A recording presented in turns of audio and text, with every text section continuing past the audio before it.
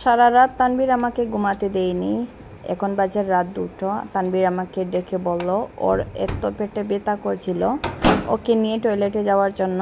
সবাই ঘুমিয়ে আছে আর আমি আমার ছেলেকে নিয়ে টয়লেটে যাচ্ছি আর ওকে বারবার ওআরএস বানিয়ে দিচ্ছি, কারণ ওর এত ডায়রিয়া হয়ে গিয়েছিল। হ্যালো এভরিওয়ান, আসসালামু আলাইকুম। সবাই কেমন আছেন?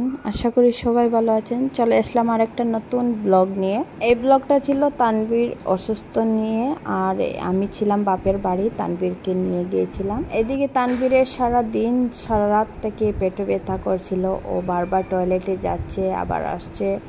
এইটাই নিয়ে একদম রাত কেমন করে কাটছে আমি জানি না, আমার শুধু আল্লাহ জানে। রাত্রে কারোর কিছু হলে এত টেনশন, এত ভয় লাগে, কারণ কোথায় ডাক্তার পাবো, কাকে নিয়ে যাব, এইটাই টেনশনে আমরা পড়ে যাই। তেমন নিয়ে এইভাবে আমারও টেনশন হয়েছিল, আমি আমার ছেলেকে নিয়ে কোথায় যাব, কি করব, এইটাই নিয়ে টেনশন ছিলাম। আল্লাহর রহমতে আমার ছেলে সকাল হতে হতে একটু সুস্থ হয়েছে। আল্লাহ চাইলে কি না করতে পারেন, তাই না? ডাক্তার বলছে ওদেরকে বাইরের কিছু না খাওয়ানোর জন্য, তো বাচ্চারা তো আর মানে না, ওদের কথা মতো শুনতে হয়, তাই না? গিয়েছিলাম গড়ের সামান আনার জন্য, এদিকে বাচ্চারাও আমার সাথে গিয়েছিল। দোকানে গিয়ে আরিয়ান যা তা করলো, ওর সবই কিছু লাগে। অনেক ভিডিওতে দেখেছিলেন আরিয়ান এত বেশি বেশি জিনিস নিয়ে আসে, কিন্তু আরিয়ান খেতেই চায় না। এটা হলো আরিয়ানের স্বভাব, ওর জিদ বেশি, ও চায় সব কিছু নিয়ে নিতে। আমি ভাবলাম তো অন্য কিছু না দিয়ে এইটাই দিয়ে দেই, আর আমি যে কিছু আনি না কেন একসাথে নিয়ে আসি, বাচ্চারার মন ভরে যায়, যেহেতু অন্য কিছুতে অন্য কারোর জিনিস দেখলে লোভ না করে। তো বাচ্চারা যখন মন চাইবে তখন খেতে পারবে, না তাই না বাবা? তুমি জেলি খাচ্ছ? আর এটার সাথে একদম কিউট কিউট যে চামচগুলো আমার এত ভালো লেগেছে।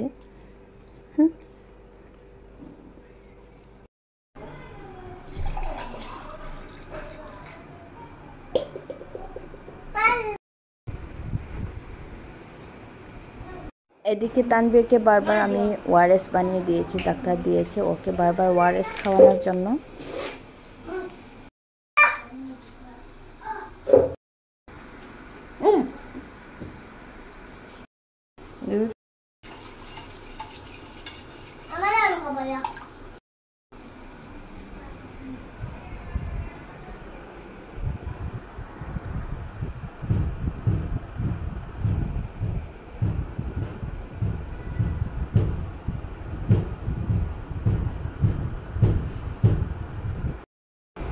يلا هنبدأ.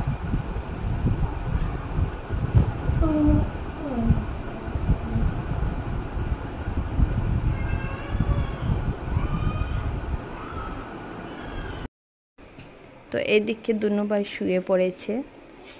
তো আরিয়ানের ডং দেখতে পাচ্ছেন গাইস, এত দুষ্টামি করে আরিয়ান শোবার টাইমে।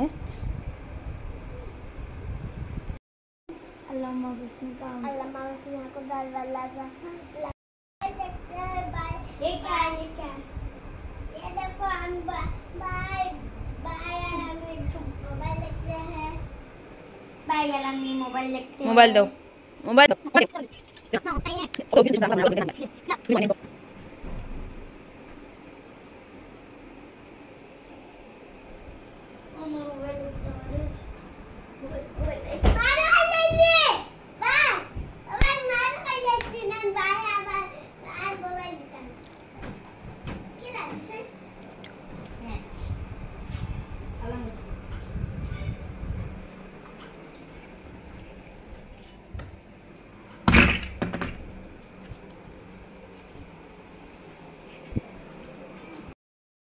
এদিকে মশারি টানিয়ে নিয়েছি, কারণ রাত্রে এত মশা লাগে, তাই বাচ্চাদের জন্য সেফটি ফিল হয়।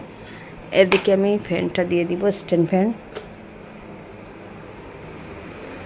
এত গরম লাগছিল যেহেতু বাচ্চারা আর আমি ঘুমাতে পারে, তার জন্য। এদিকে বাচ্চারা পড়াশোনা করে ঘুমাচ্ছে।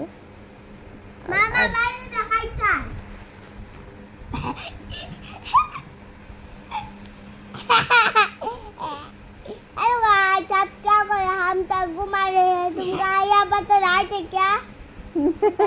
दिखा देना। प्लीज देखा देना, वीडियो को लाइक शेयर कमेंट कर देना। यस ऐसे ही बात भी कर देना। लाइक भी लाइक तो मैंने बोल কি বাচ্চাদেরকে রেডি করে আমরা রওনা দিব। সকাল সকাল যাচ্ছি বাচ্চাদেরকে নিয়ে নদীর পাড়ে কিসের জন্য যাচ্ছি ভিডিওটা স্কিপ না করে শেষ অবধি দেখতে থাকো, অবশ্যই বুঝতে পারবে। এই যে নদীর পাড়ে যাওয়ার টাইমে এত সুন্দর ভিউ দেখে তো আমার মনটা একদম ভালো হয়ে গিয়েছে, মনটা একটু খারাপ ছিল।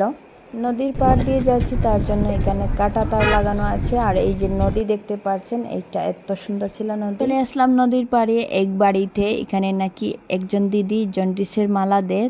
আমার বড় ছেলের ধরা পড়েছে, জন্ডিস হয়ে গিয়েছে, তো জন্ডিসের মালা দেওয়ার জন্য এই বাড়িতে চলে আসছি।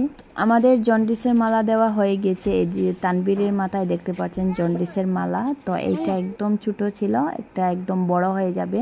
তো রওনা দিচ্ছি এখন বাড়ির জন্য। আমি এখন বাপের বাড়ি যাব। এই যে কাঁটাতারের সামনে দেখতে পাচ্ছেন নদীটা দেখা যাচ্ছে না, একটু সামনে গেলে নদীটা দেখা যাবে। আর এইটা কাঁটাতার। আগে এই রাস্তায় অনেকবার আসতাম, এখন তো আর কাঁটাতার দিয়ে দিয়েছে। এই যে জুম করলে নদীটা দেখা যায়, নদী একদম আমাদের কাছে।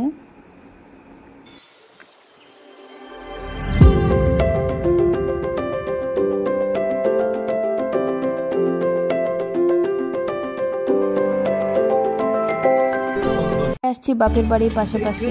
আর এখন বাজে সকাল 9টা, বাচ্চারা স্কুলে যাচ্ছে। আর এখন আমি অনেক দিন পরে হাতের টাকা পেয়ে গিয়েছি, এই টাকাটা নিয়ে এখন যাচ্ছি বাপের বাড়ি। আমাদের আর সকাল থেকে কিছু খাওয়া হয়নি, তানবীর খালি পেটে যেহেতু মালাটা দিবে তার জন্য সকাল সকাল ঘুম থেকে উঠেই আমরা চলে গিয়েছিলাম আমার ছেলেদের জন্য, যেহেতু তাড়াতাড়ি সুস্থ হতে পারে। আজকের জন্য এতটুকু, দেখা হবে অন্য আরেকটা ব্লগের সাথে। ততক্ষণ পর্যন্ত সবাই আমার চ্যানেলটাকে সাবস্ক্রাইব করতে ভুলবেন না। আল্লাহ হাফেজ।